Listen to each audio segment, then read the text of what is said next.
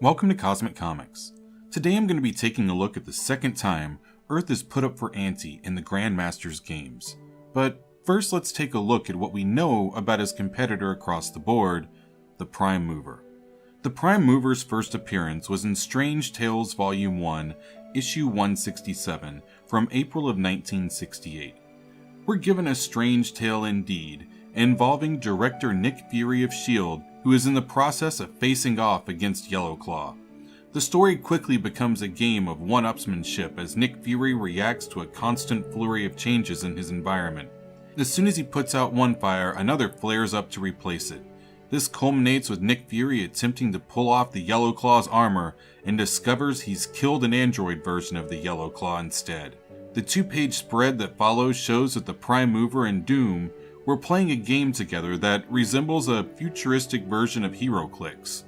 Is that still a thing?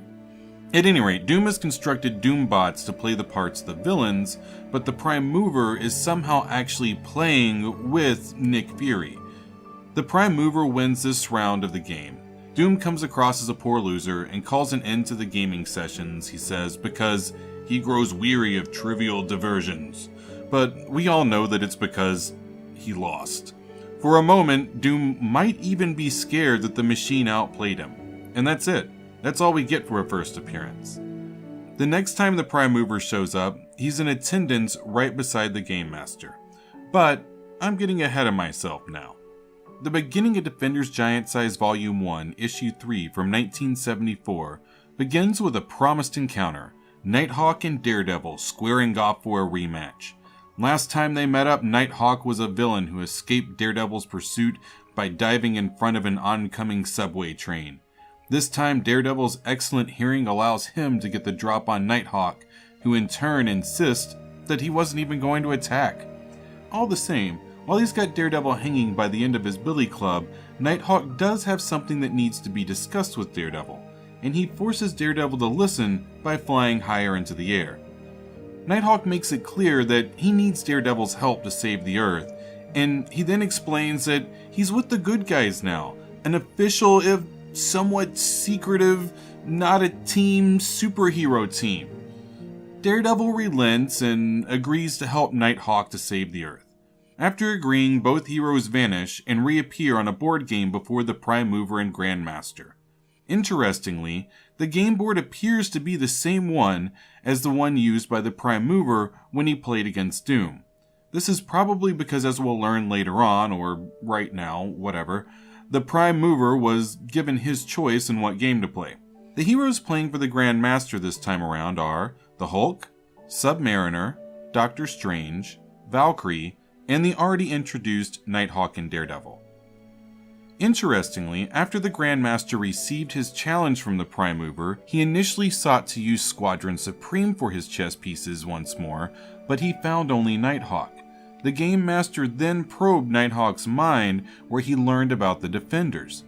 As for Daredevil, 6 pieces were needed for each side, and so Nighthawk recommended Daredevil. Not to sound like I'm hating or anything, or maybe I'm just not a big enough gambler, but could we please not call in the blind superheroes when the fate of the world is hanging in the balance? I know Daredevil is more than handy capable and saves the day at the end of this issue, but when the fate of the world hangs in the balance, you might as well put an ace in your hand instead of a 7. Then the comic goes full-on novella on us. I've seen this done in other Marvel comics, but have no idea what this style is called. I'd love it if somebody let me know in the comments section below. One of the more delightful parts of the narration is the words which are chosen to paint us a picture of what Daredevil is experiencing. In doing this, we get the pleasure of experiencing his first face-to-face meeting with the Hulk, Doctor Strange, and Valkyrie from his character's perspective. My favorite part of this scene is that everybody hits it right off. There's no fights, no snide remarks, just good old superhero camaraderie right from go. It's such a pleasant change of pace. Okay, before we get to the action, why is the Prime Mover here playing against the Game Master instead of planning another awesome gaming session with Dr. Doom? As it happens, the Prime Mover was given only one game to play, the one where he takes control of a bunch of S.H.I.E.L.D. agents. Over the years, the Prime Mover became restless and began to self-reprogram. Eventually, he left Doom's castle in search of new games. He found nothing on Earth that could satiate his appetite. The Prime Mover left Earth for the cosmos, where it sought new challengers to play against. One of those who answered the call to the game was the Grandmaster, who challenged the Prime Mover to a game of his own choosing. We learn in the next panel, at the time he made his challenge, that the Grandmaster did not know that the Prime Mover had been programmed to never lose. Instead of being intimidated, though, the Grandmaster looks forward to the challenge ahead. Together, the two of them create an agreed-upon arena, and oh, thank goodness, yes, this is so good. They are giving us the rules of the game. That was one of my big complaints about the Grandmaster's first story arc. The rules of the game seemed to change from moment to moment, leaving the reader as a loss as to what was actually going on. Let's see if I can dig out and sort out some of these rules here. Number 1. There are 2 players, in this instance, the Prime Mover and the Grandmaster. Rule number 2. Each player gets 6 contestants who have willingly agreed to participate in the contest. Rule number 3. Each player must divide their contestants into 3 teams of 2. Rule number 4. 3 worlds, each totally alien to every pawn, will be created. These worlds may be completely inhospitable to some contestants. Rule number 5. One of the 3 worlds will be inhabited.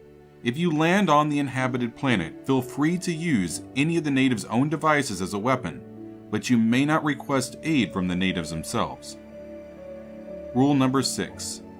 Each team of pawns is placed upon one of the 3 worlds created for this contest to face his team from the opposing side. Rule number 7. The object of the game is to defeat the opposition utterly. The opposition will be trying to kill you, and you should be doing the same to them. Rule number 8. No holds barred. Rule number 9. Any infraction of the rules will mean forfeiture of the entire contest to the opposing side. Rules! A game with rules! That wasn't so hard now, was it? Because the Prime Mover now sees himself as so far above Earthmen, he has chosen pawns from worlds other than Earth. Each of his pawns has been offered some sector of the Earth in payment for their victory. The Grandmaster makes the first move and chooses Black Knight and Valkyrie. The 2 of them end up on a world of rock spires poking out above a swirling black mist. Their foes give them no quarter and attack with haste. The Black Knight faces off against some form of winged bat demon, while Valkyrie and her steed go hoof to hoof with a telepathic skull-faced killer astride a leather-winged nightmare. Valkyrie worries that she might be in too deep after she cuts his head off and he puts it right back on again. But she has it all figured out before he can make his next pass. It's not the gruesome ninny on the back that she's fighting, it's the steed itself. Realizing this, she takes the nightmare out with a single toss of her sword.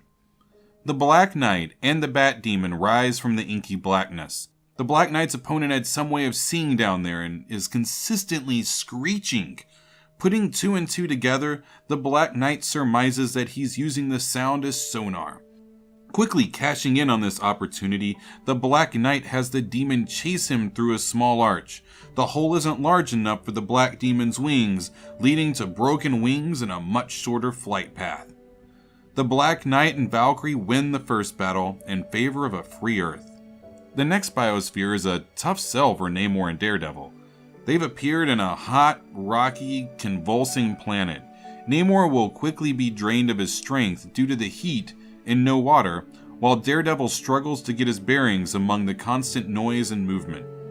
Namor is tackled by a lizard man, while Daredevil confronts a truly alien-looking creature. Daredevil tries to evade the creature, but it does a better job of sticking to his side than Peter Pan's shadow.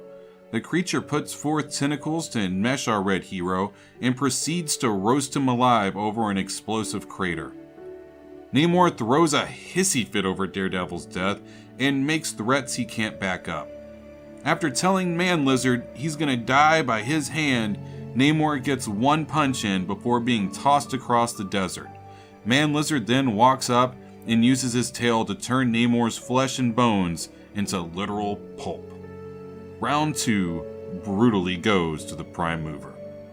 Round 3 begins with the single greatest philosophical mystery of the Marvel Universe.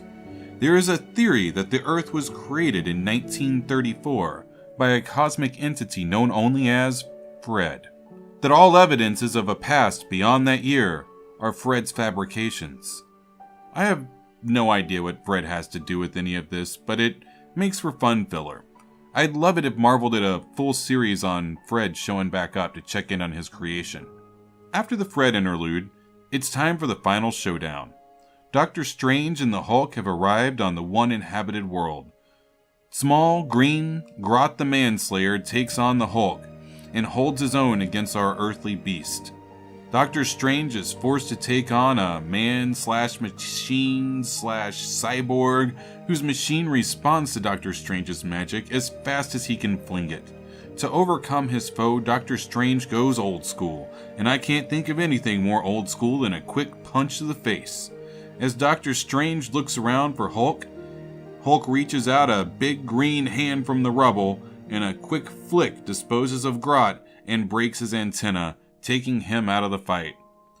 2 out of the 3 rounds are won by the Grandmaster, and the Prime Mover's first response is to toss the board and call the Grandmaster a cheater. Repeatedly. A good loser the Prime Mover is not. The Grandmaster corrects the Prime Mover by pointing out that Prime had calculated purely on the basis of physical powers and weaknesses, and in the one contest where that was the determining factor, he won. In the others, he failed miserably. Thus, the Grandmaster wins the Earth, and his pawns win the right to life, even those who died. Right after this, we see the Grandmaster make a claim he has made before. The power of life and death are mine to exercise. In fact, he temporarily bequeathed his power to King the Conqueror for winning his previous contest. This time the Grandmaster continues, the very forces which are the cosmos, the roots of matter and spirit are mine to tap. The Grandmaster gestures, and the elemental energies which comprise his being bring everybody back. In a wicked turn of events, the Grandmaster suddenly declares that he's going to keep the Earth as his prize in order to use it as a breeding ground for more super-powered pawns in his games. The defenders object, attack, and are repelled.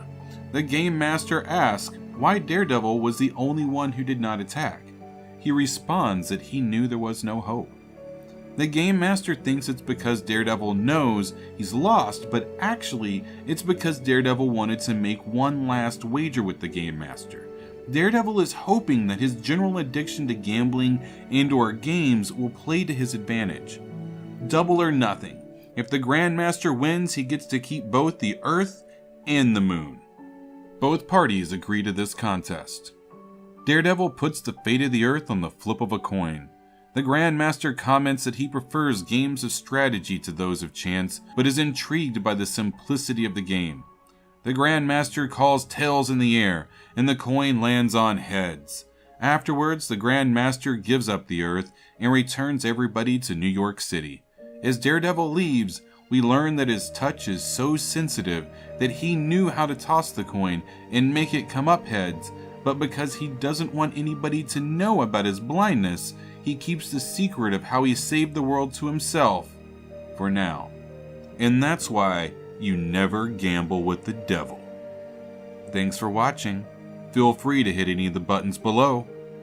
I'm out.